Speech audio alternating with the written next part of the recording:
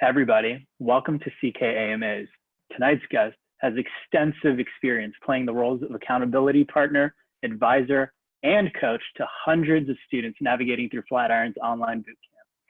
An advocate of the growth mindset, one of my most favorite things to talk about, she has undoubtedly changed the lives of countless students of all walks of life and has been a crucial element for their success beyond code and executing on their dreams.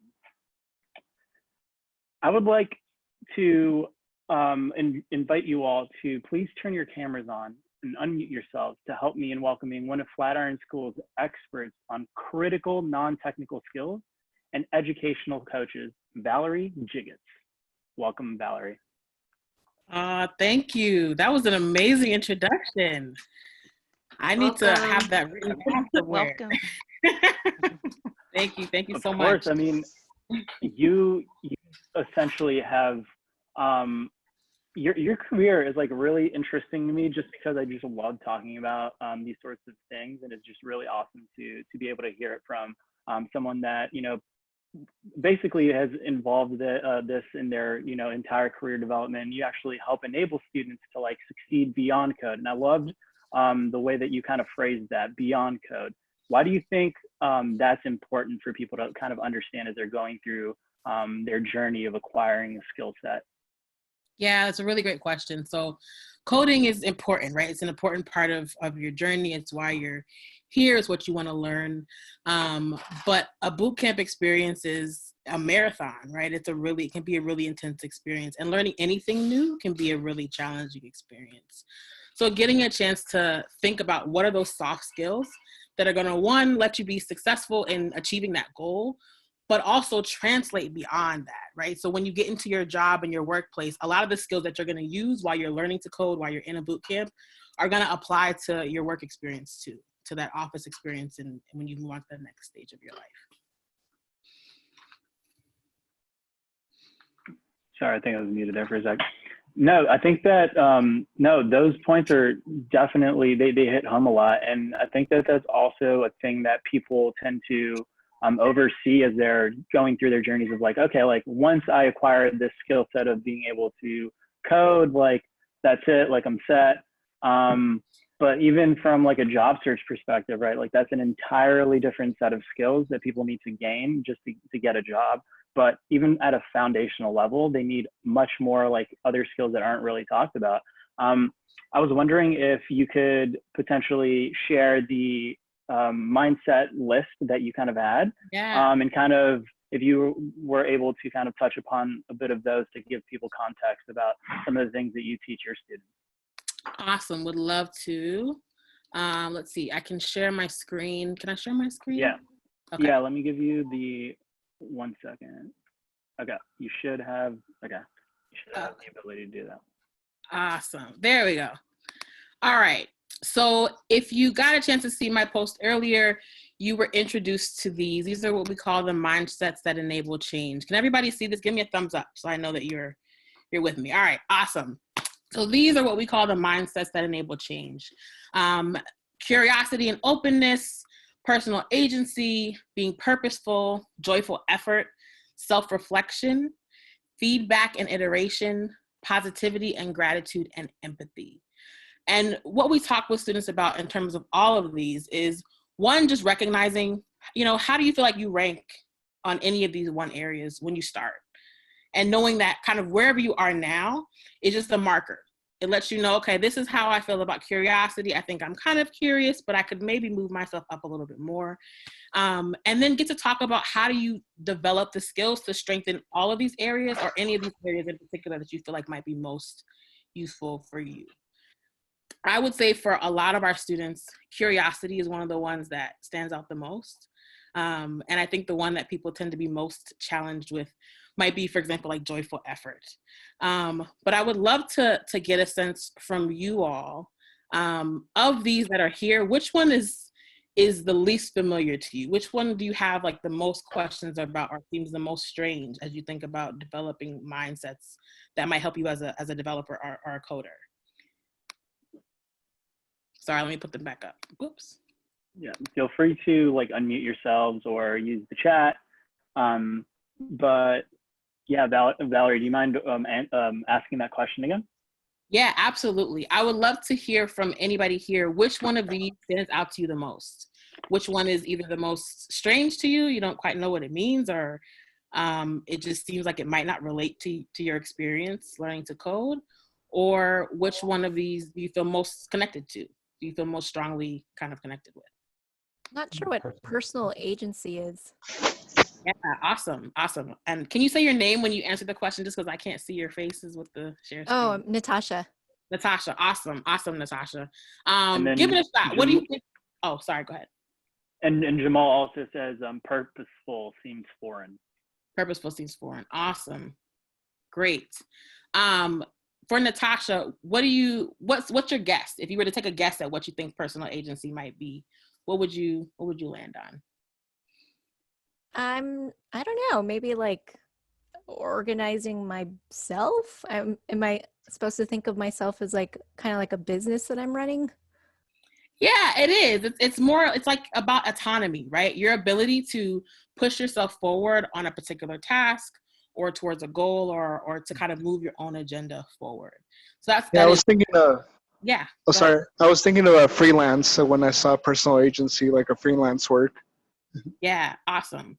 So when we think about this concept of personal agency, and we'll jump into purposefulness too, why do you all think that might be important for someone learning to code, for someone interested in a boot camp or learning to be a developer? To hustle your own work, to move forward. Yeah, great. So even thinking kind of on the tail end, right, being able to move your career trajectory forward. What else? Being able to problem solve at work before asking for help, just being able to do that, some of that on your own. Yeah, awesome. Being able to take charge. Absolutely. Being able to kind of dig in and do that research first before you ask for help and just kind of see how to get to that answer on your own. Fantastic. I feel most connected to purposeful and self-reflection, because I think that when you know your purpose and you're self-reflecting, then you know why you're coding. And when you get to that frustrated point, you can sit back and reflect on why you're doing this. Yeah, that's great. That's great. That's exactly what we think about when we're talking about purpose. And I know someone brought that question up before. I don't know if it was Jamal. Was it Jamal? Yeah, I think so. Awesome. So how did that sound to you, Jamal? Jamal? I think sometimes for the most part, he says excellent. Okay. I think he might be mute. Yeah, he's muted today. Typically he's on the mic and video chat and all, but. No worries, no worries. And I've made this a bit interactive and a back and forth, so I hope that's all right with everyone. But no, yeah, it's perfect. Okay, great. I love that definition of purpose, knowing what it is you're here for. And that, I would say, is one of the first questions that we ask students as educational coaches is, why are you here? Why did you decide to take on this learning journey? How will your life look different on the other end of this boot camp? Because as you mentioned, it's going to be challenging. There are going to be kind of dips and high points and low points, but being able to remember the why and how this is going to shift your life and move it forward and have that written down somewhere or share that with your friends is going to be a great way to anchor yourself in what you're doing and being able to push forward. That's great. Fantastic. So these are all the mindsets that we find to be most useful for students to get a chance to think about as they move through their curriculum. So alongside and parallel to their learning to code. And again, it's not so much about coming in and knowing what all these are and how they look in your life, but being able to know where your starting point is and then decide where you want to grow so you can apply that to whatever challenges are coming along your way as you're learning to code. What do you typically find as like a pattern that you've seen over and over again that people kind of get tripped up on, or they're maybe not emphasizing enough, that's kind of just common problems? Yeah, I would say, and someone brought this up in the questions and the post that I made earlier, but imposter syndrome is a big one. I know I have struggled with it in parts of my life. For anyone else, has imposter syndrome ever kind of come up, or do you at least know what it is when I say imposter syndrome? Just show of hands. Yeah, awesome. Great. So when we talk about imposter syndrome, we're talking about the message or the voices in our head that might say, I don't think I belong here. This may not be right for me. I don't know, maybe somebody else would have been better for this. And so that's definitely something that we see come up quite a bit as folks are moving through any kind of learning experience. And I would say, as we think about the mindsets in relationship to that, definitely the purpose piece is a big piece in tackling imposter syndrome. Also thinking about positivity and gratitude, and being able to name what is that voice for you. So for me, it's often a voice of, this may not be right. This may not be where I'm supposed to be in this moment. And being able to recognize that voice when it comes up as imposter syndrome, not as necessarily truth in that moment. And once you can name that voice, when it tries to sneak into your mind again in the future, you can say, oh, I think that's my imposter syndrome popping up. And then for some folks, being able to have a counter statement. What is the opposite of what this voice is saying to me? And have a mantra that you can have around you to kind of counter that voice as it may come in. And then the last thing I'll say for folks as it relates to imposter syndrome as it can come up is really trying to find evidence in the moment that either proves the statement right or proves the statement to be incorrect.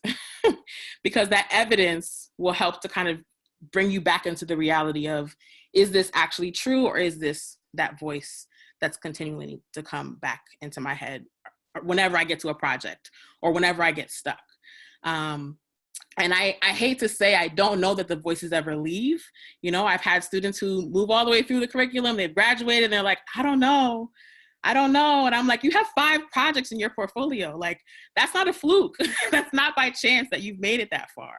And they get into that first job and they're like, I don't know. And I'm like, you got hired, you got a job. Like, that's not by coincidence. You did that. So being able to kind of get a sense of what is the evidence, what are the counter statements I can have, and knowing that that voice is imposter syndrome when it pops in and not believing it. Yeah, it seems like that kind of carries even past that first job. I hear that a lot.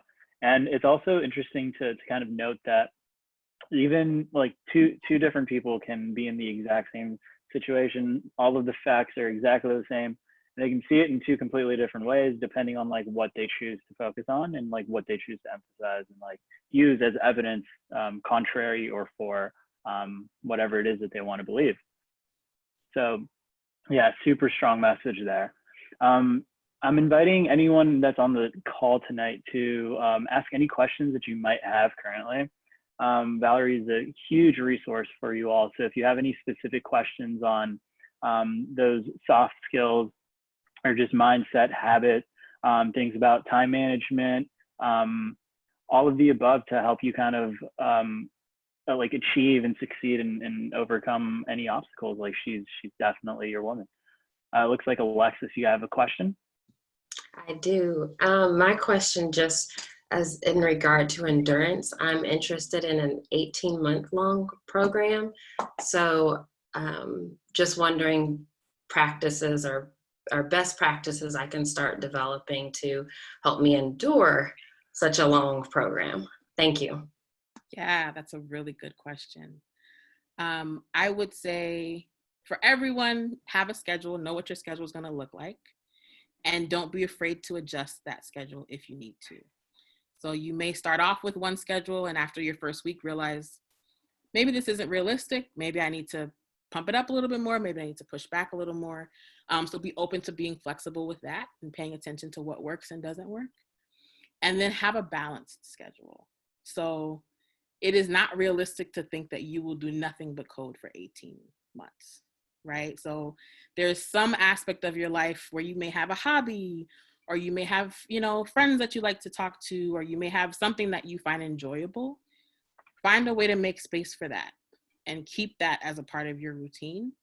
Find a way to kind of fit that in, because you're going to need that. That's going to be your break. That's going to be your grounding. And we need time away from the code. Our brains are always synthesizing information.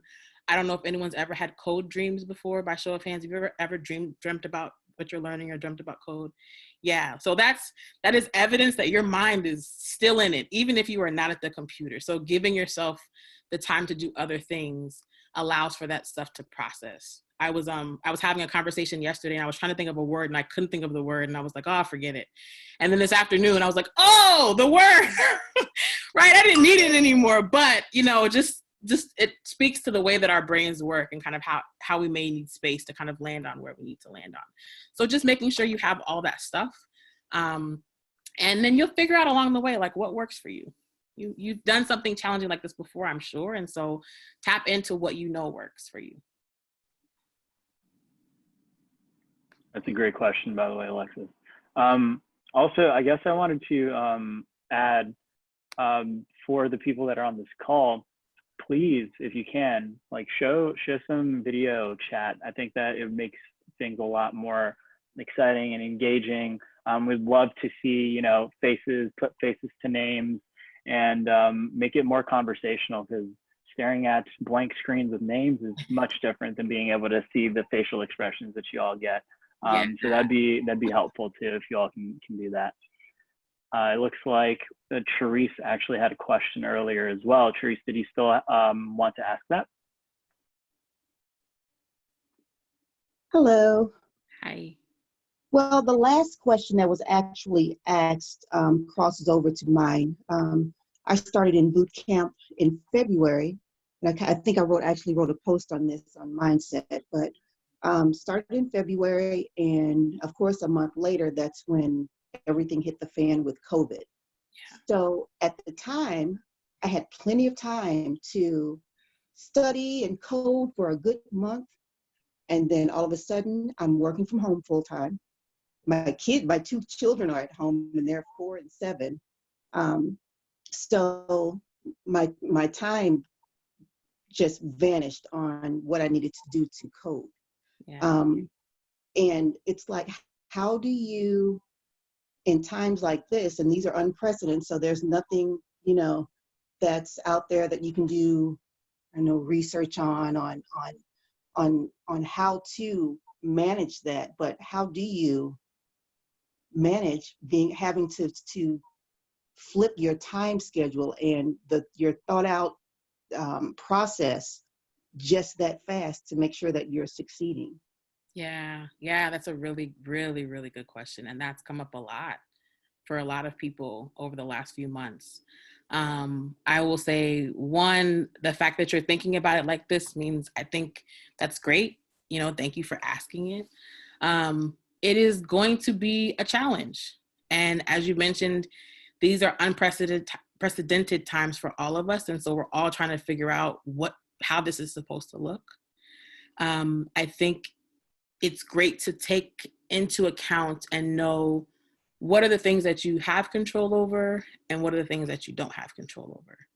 And once you have a sense of each of those things, figure out what is one thing that you can do within the realm of what you can control. And being able to communicate as much as possible to all interested parties, family, work, your boot camp community, that this is what you're managing. And just make sure that they're abreast of kind of how you're moving in and out of that, and negotiating those things. And be able to celebrate even the small wins, even being able to get through an hour of code, or getting a young one down for a nap. Find ways to celebrate what is in your control and what is actually moving forward. But yeah, these are tough times, and we're all kind of taking it day by day to figure out what might work. True. Thank you for that. Yeah, no problem. Roland.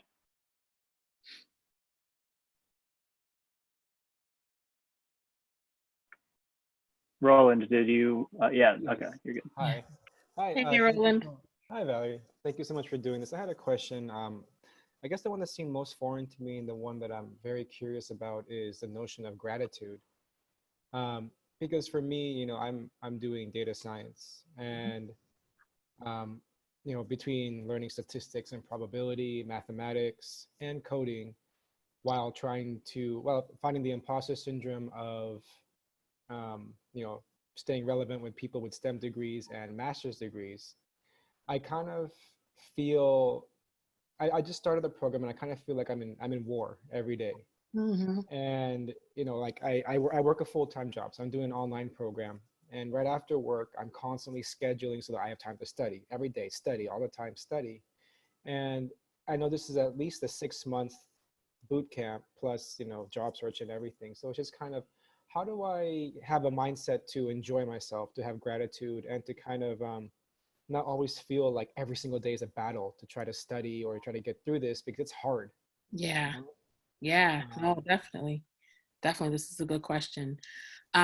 Gratitude, as is true of all of the mindsets, and I'm sorry, were you finished? I don't know if I cut you off. Were you all set? Yeah, I'm all set. Maybe I would just add, and dare I say, even have fun, but that's it. Yes. No, this is good. All of the mindsets are things you're going to have to practice. It isn't, I would love it if I could just put on joyful effort and that was it. I've decided I'm going to be joyful and therefore I am joyful. It's going to take practice, as is any habit. And so even starting with something small, like let me think of one thing, no matter how tiny. I had an amazing lunch today and I'm grateful for the salad that I had. But even finding something small to start with, to build up that practice of whichever mindset you're thinking about. So in this case, gratitude. Finding something that you can be grateful for in the midst of all the things that are going on. And I know that could sound crazy, especially given what the world looks like. But it is something that allows the space for us to shift, even for a second, into a different space than maybe what the war is that you're feeling on a regular basis. And I like that analogy. I think that fits with what a lot of people are feeling right now. And especially a lot of folks who are trying to study and balance work and all of that kind of stuff. I think that's a really good analogy. So finding something small and starting with something small and growing it. One thing I'm grateful for, one thing that was fun about this day that was useful, 2 things that I'm grateful for, and just seeing how you can grow that habit over a period of time. It doesn't erase what is hard, but it at least adds something that can be useful and positive. Yeah, building that into your life and daily routine is going to be crucial. And you can always build those routines on top of the ones that you already have. So maybe if you're brushing teeth, you can run through the things that you're super grateful for. Arnold. I think he's trying to unmute himself. Hey there. Okay. Sorry, it's kind of loud. So right now I'm kind of like I'm debating to do either part-time or full-time, either web developing or UX design. I'm still researching everything. I'm very curious. I'm looking through everything. I work 12-hour days, but I'm trying to balance everything out. I'm wondering if I should do full-time or part-time. Full-time, how many hours a week does this consist of? Yeah. Part-time. So with Flatiron, full-time is a full-time job. So it would be the equivalent of work. It sounds like you're working 12 hours, which is more. I'm at work right now. Yeah. I was guessing that from your background, your surroundings. It's a full-time job. So it'd be the equivalent of trying to fit 2 full-time jobs into 1 week. I almost want to say challenge accepted, but I don't want to fail. Yeah. I mean, I would really think about it. I'd really think about it. And one of the things I wrote to someone on the post earlier was go ahead and map out your schedule. Go ahead and take a Google Calendar or whatever you might use for a calendar and plug in everything you have to do every day in the week and see where you would have to fit those 50, 40 plus hours on top of what you already have. And then ask yourself, does that work? Does it even fit? Can I actually fit this additional hours into my already tight schedule? So that's what I would recommend. And then you get to make the decision for yourself. Okay, all right. Thank you so much. Yeah, and I saw somebody. I have a good question. Well, somebody asked in the chat. How long is full-time boot camp?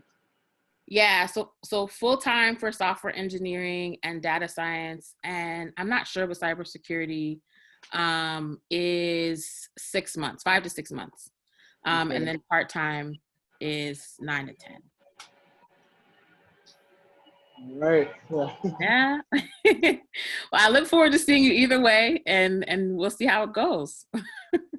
Yeah, I'm just ambition to do more. I mean, I like this job, but I want my own house. I want like more things, and everything is towards technology nowadays. So definitely got to evolve from this.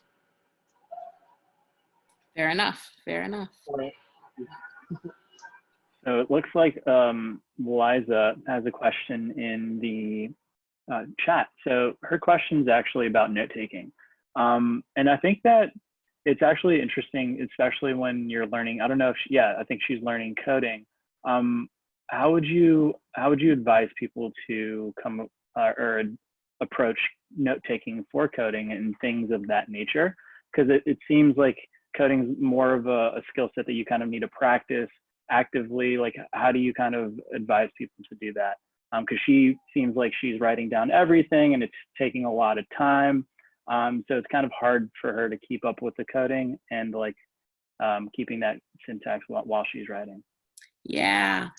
I mean, I often say to folks, it's not about having, this isn't necessarily memorizing, but it's not about memorizing everything. It's about knowing where to go when you have the question you have and knowing kind of where to go back and reference it. So I would say even in note taking, it's not going to be useful to have replicated the curriculum in your notes, right? Because it's there, it's available to you. But even if you can find a way to shorten it so that you know where you need to go, if you have a particular question about something, that could be really useful. Is the note taking, is it about synthesizing the information? Do you find that being able to write stuff down helps you understand it, or is it that you're worried you're not going to know where to find the information when it's time to build something? Liza, do you mind chiming in, giving a little bit more context? Yeah. So just, I guess, being in college, I'm just used to writing every single thing that I don't understand down. And this is like a foreign language, so I just feel like everything is necessary and everything needs to be on paper. But it's kind of hard for me to keep up with like how to indent things when I'm writing too. So I'm not really sure how to organize my notes, if I should do digital notes. I'm not really sure. And I'm also kind of confused on like, how do I know if I mastered this? Like, in math and in English, I was able to know like, okay, I know how to spell this. I know how to do this. So that's over with, on to the next thing. With coding, it's like completely different. Yeah, that's a good question. I've answered this question, or I've talked to people about this exact thing a couple times today. So this is great. I'm glad you brought this up. In terms of notes, I will say, just from my non-technical perspective, I can't tell you too much about like what type of note-taking tools to use. But in terms of what I heard you say is in terms of like being in college and how you took notes in college, I definitely would say it's going to be different. It is like learning a language, right? So I don't know if you've ever learned Spanish or French. You didn't go back to we might have, but it was really about what Melvin said. It was about practicing. It was about using it, right? And being able to become kind of fluid in that process more so than having all of the notes kind of available to you. So the more that you're able to exercise what it is you're doing, that in some ways can replace some of what would be note-taking in this sense. In terms of the knowing if you're mastering it, that is a question, and in terms of Flatiron's case, right? That is a question that students have all the time. They're like, I don't know, am I retaining this? I'm not sure. And then they hit their first project. And that project is a chance to get feedback. It's a chance to see, okay, this is what I remember. This is what I might need to review. You won't know until you actually are building something, kind of what you have and what you don't have. And it's okay to go back and get what maybe you forgot or what you need to touch up on once you get to the point where you're building something. It will always feel like you haven't totally mastered it. The goal isn't to master it. The goal isn't to master it. The goal is to understand how it works, is to understand how to teach yourself, right? To learn how to learn. The languages you're learning now may not be the languages in 10 years from now, but your ability to know how to teach yourself that language is really kind of core to the process. Thank you. Yeah.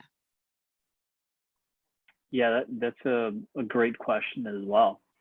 I think Emilio, so I guess Emilio's also wondering, his is more of a follow-up to the question that Arnold had about the full-time boot camps, but are those, how do those compare to the 10 to 12 week boot camps that he's seeing? So I guess that there's an enticing, there's something enticing about getting through something faster. So what would you say about those things? So just to clarify, like the difference between doing a shorter boot camp versus the longer one? Yeah, I'm here. Can you hear me? Yes, I can hear you. Okay. So, I got interested in this. I've been interested in doing this for a long time.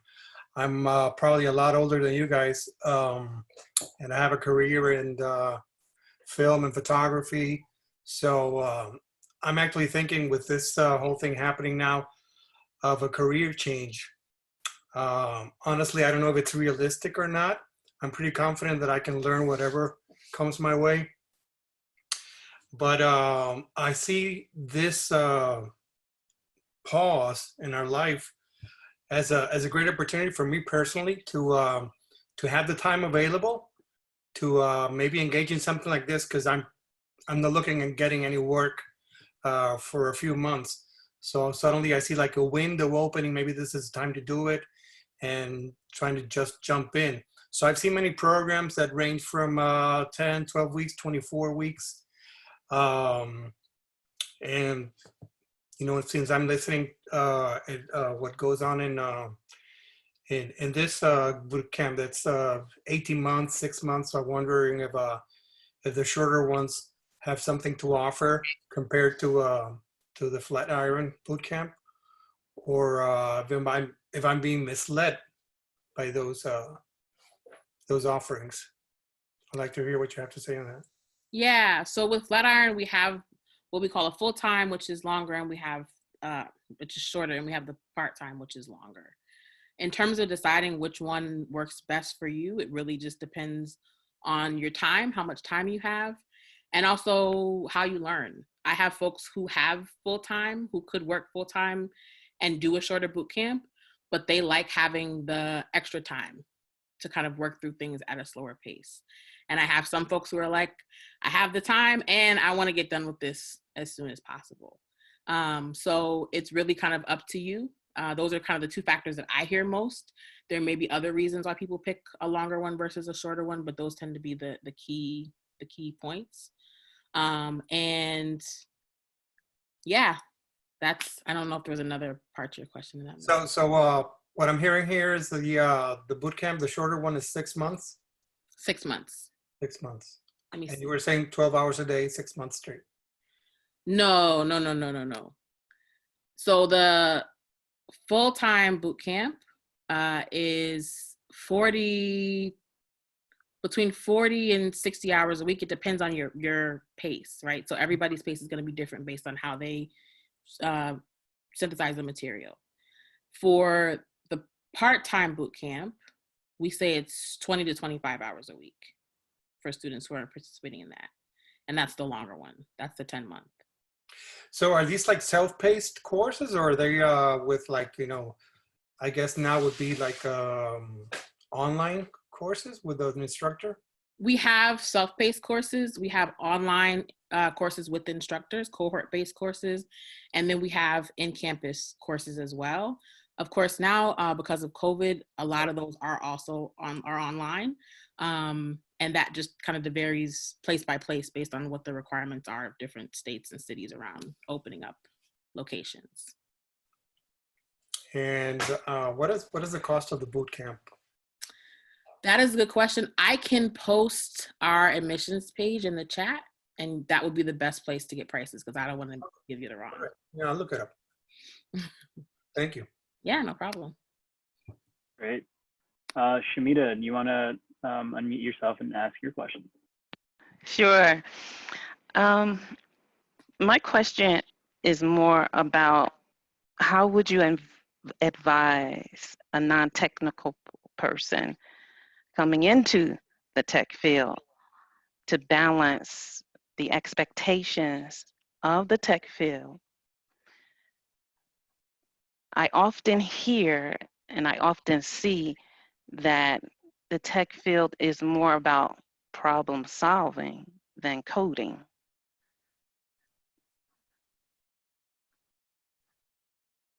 So how would you advise? Yeah. So in terms of the non-technical moving into the tech field, how would I advise someone in being comfortable with the problem-solving aspects? Ask me that question one more time.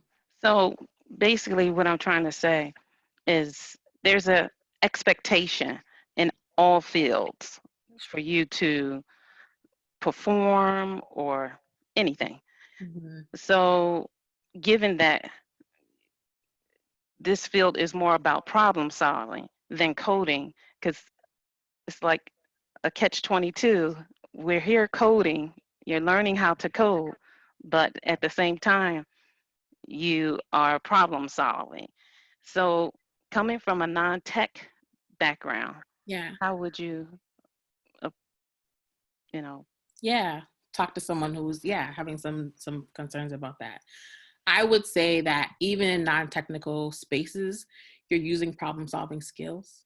There's going to be so many skills from whatever background you're coming from, and I'm not sure, I would love to hear, that are going to be able to translate, that are going to add to your ability to look at code from maybe a different perspective. We have so many students who are chefs, who are artists, who are musicians, and part of the skill sets that they've developed in those fields have helped make them better coders, right? Have helped make them better problem solvers. There's certain lens that they have at looking at a challenge that helps them move forward.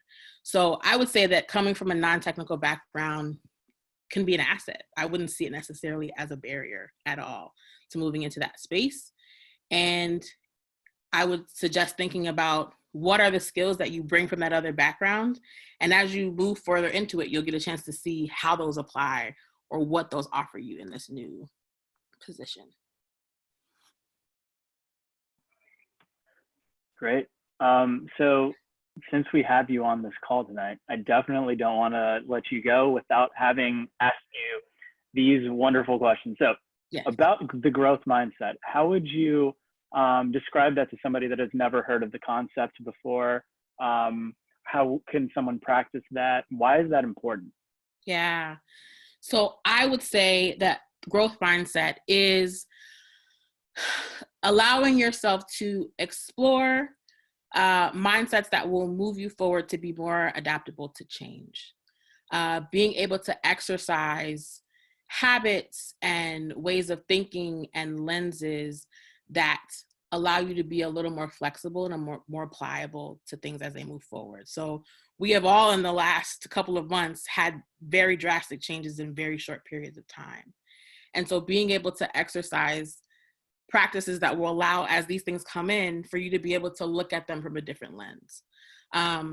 I would say the reason that is important is because we live in a society that is constantly changing. A lot of the jobs that we have are jobs that are, I've looked at a lot of applications for, not applications, but job descriptions from students.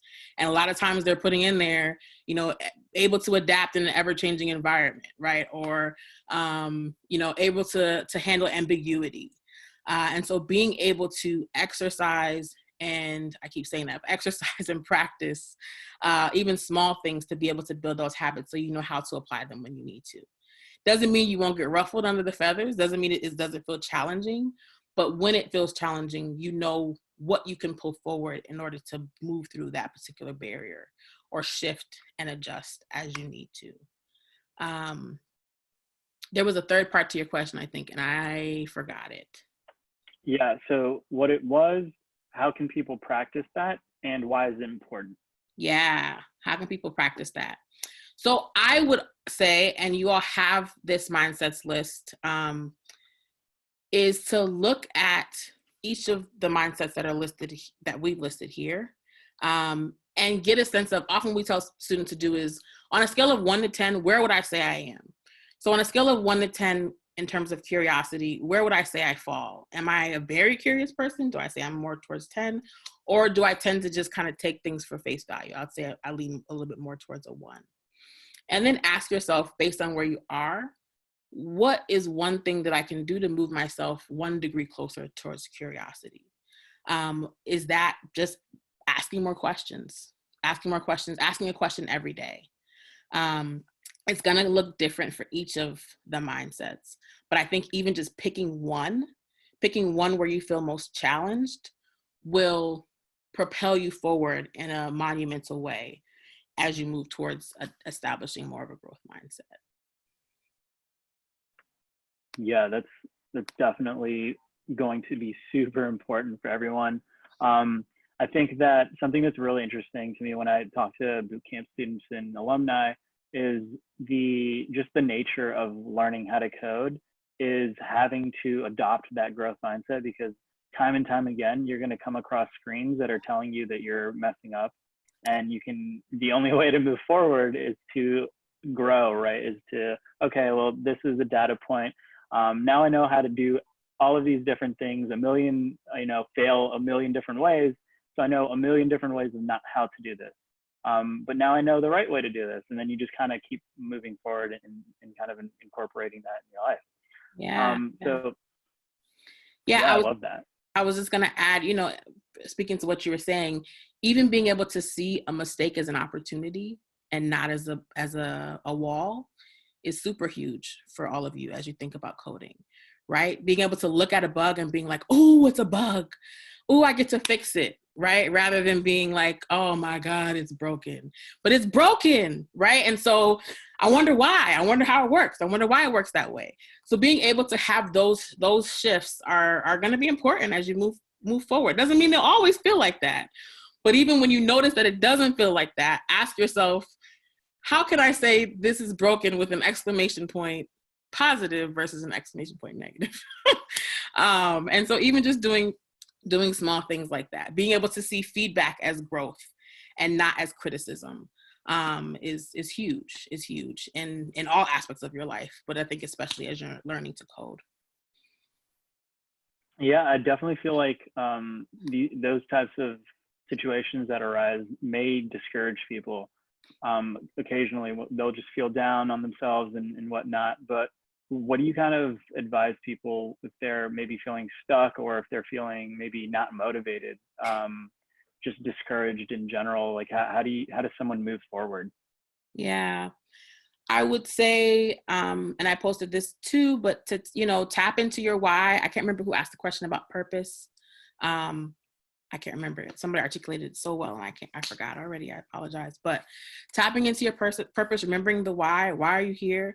Why are you not torturing yourself on purpose? Like, you're not torturing yourself just for fun. There's a bigger thing here. And so being able to remember, what is that bigger? Why am I doing this?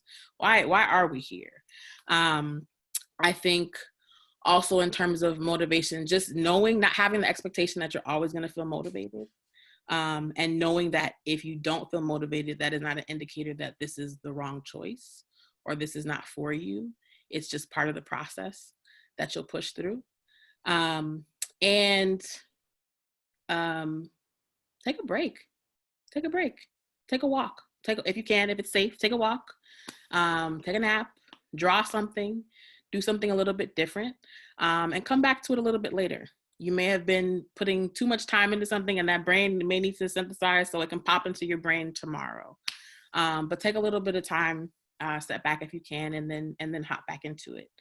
I think those are some things to consider. For sure. So with that why, there's like a derivative that's called like goals, right? So that's something that a lot of people kind of struggle with. Like, how do you set a goal? Like, what is, a good goal? What are your thoughts about that? Yes, I would say that setting a goal that is specific, and not underestimating a small goal. Not underestimating, today I will finish 5 lessons. Today I will, especially during these times, today I will sit down at the computer for an hour and I will make sure that I get this done. So knowing that you can set something that you can attain and then celebrating those goals when you hit them. Do not ever miss an opportunity to be like, I did that. I sat down for an hour uninterrupted and I got that done. I got 3 lessons done today. Well done. And brag on Twitter. Somebody posted earlier in the 100 Days of Code challenge, which I think I love it. And that's what it is. Like, brag. I'm this close to my goal. Let other people know and celebrate. Get a chance to do that and not miss that opportunity. But yeah, so setting goals that you can attain, being realistic about those goals, and don't hesitate to adjust if you need to. If you set a goal and it's too ambitious, revisit it and find something that actually is gonna meet where you are, because it can be demotivating to continuously set goals that aren't realistic for you. So be open to adjusting them as they come. Yeah, I think that point about kind of like sharing that with the world is huge, because it does this like thing on a psychological level where now you are kind of held accountable to continue like crushing it towards your goal. And especially within like the career karma community, there's a ton of really ambitious people, and all you got to do is just let people know like what you're about, like what you're doing, and you will find people that are also doing similar things, and they would also like somebody to kind of hold them down on that aspect. So definitely like let people know what you're all about. We're like building features to make sure that you all can connect and stuff. So like you're able to follow people now. There's going to be a lot more things kind of coming up in that regard. But there's definitely something special within this community and the communities that you all get involved with outside of Career Karma, the boot camps that you're a part of, the online learning communities, right? Just let people know what you're all about. There's a ton of people on Twitter that would just love to hear your stories. So definitely a huge one right there. So we did have a couple of people that actually submit questions online, and those people actually also were submitted to be eligible for a giveaway. So we're actually doing a giveaway today. I'm going to go ahead and share my screen here really quick so we can get through that. Let me see here. So I'm going to share my screen. I think this should be the right one. Okay. So this is actually Valerie's thread here. And for those of you that still have questions, I think we have a couple of minutes left, but we might not be able to get to all of them. Valerie actually posted an AMA thread on our discussions page. So you can actually find it within Flatiron School. You can go through the main feed and just look for Valerie's name. And she actually has a little bio about herself and like what kind of questions you can ask her. And we got some like really great questions here in the comments. But we want to encourage people to continue, engaging with the community and showing our guests some love, because, they're sharing an hour of their time and all their wisdom. So we're definitely going to celebrate the people that did submit those questions. And so we actually have 4 people that will walk away with some gift cards today. So let's get this little wheel of fortune spinning here. Now, I'm not entirely sure if everyone is in the chat today, but for those that are, congratulations. Kevin. Hey! We have a Kevin. Kevin, if you can drop your message in the chat if you're here. If not, unfortunately, we'll have to pass on Kevin. Going once. Oh no, going twice. Looks like Kevin is not actually in the chat tonight. Let's actually remove his name here. Okay. Well, that means more people get a shot at it. So thank you all for attending this to claim your rewards on here. Natasha, there we go. Great. All right, Natasha. So I'll give Natasha a minute to introduce herself, but we're actually going to go through this wheel really quick first. So Natasha, I'm going to take a mental note that Natasha's on this list. Hey everyone. Getting look at that. Alexis, great. Love to see that. Awesome. And you all have like a pretty high chance of doing this too. You realize like not very many people took advantage of this opportunity. So Brian, do we have Brian in the building? Brian? I guess we do not have a Brian here. Interesting. Okay. More the merrier. Yeah. Okay. Angela? Is Angela here with us? Is Angela here? Oh, we're really coming down to the wire here. Okay. Okay, people. People are gonna watch No the worries. recording and be like, "Oh man." Yeah, they're gonna be. Roland's about to win again. There it is. Look at that. I know Roland's in here. Is he in here? I think he asked a question earlier. Yeah, he definitely asked the question. Great question. Sweet. Okay, Roland's in here. Hey, and Melvin. then- what's up? I'm sorry to cut you off. My name's not on there. Is it? Let me see here. No, it was missing. Oh, interesting. Well, let's see if you get it here. We'll go ahead and add. All right. Last but not least, that is actually hilarious. Okay. Look at Wonderful. that. Look at that. Look at that. Thank you. You got a 1 in 4 shot. Good job. All right. Picking up Alexis. It worked out. Okay. You did. Cool. Thank you. So it looks like we have our 4 winners for tonight. I would love if you all could just, quick 30-second introductions. Just let us know who you are, how long you've been with the CK community, what your goals are, and just a takeaway that you've had from Valerie's talk tonight. Let's start with Natasha. Hey everyone, I have been with CK for maybe, I don't know, Christmas, I think, and just got into a boot camp and I'm starting next week. Sorry, I forgot what other questions you had. What your goals are, what you're setting out to do, and then just a takeaway, like one of your main takeaways from what Valerie shared tonight.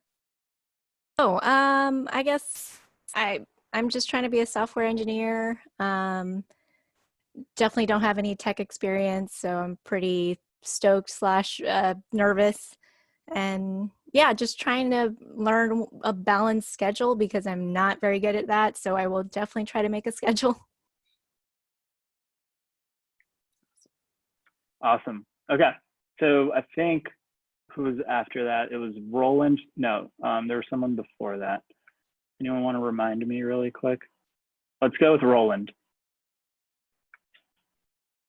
Roland, can you unmute yourself and just like introduce yourself to the community? Hi all, my name is Roland.